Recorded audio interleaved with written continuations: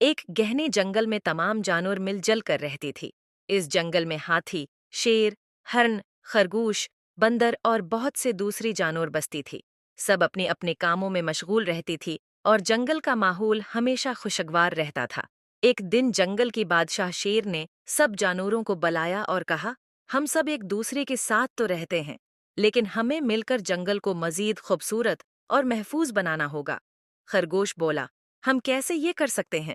شیر نے جواب دیا، ہم سب کو اپنے اپنے کاموں کے ساتھ ایک ذمہ داری لینے ہوگے، جیسے بندر درختوں کے دیکھ بھال کرے، ہاتھی پانی کی جگہوں کو صاف رکھے اور خرگوش زمین پر اگنے والے جڑی بوٹیوں کا خیال رکھے۔ سب جانوروں نے یہ سن کر خوشی سے اتفاق کیا۔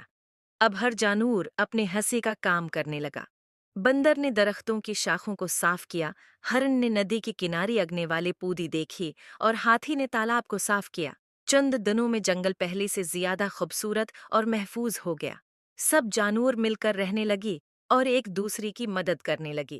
ان کی محنت کا نتیجہ یہ ہوا کہ جنگل میں اور بھی زیادہ جانور آنے لگی اور سب خوشحال زندگی گزارنے لگی۔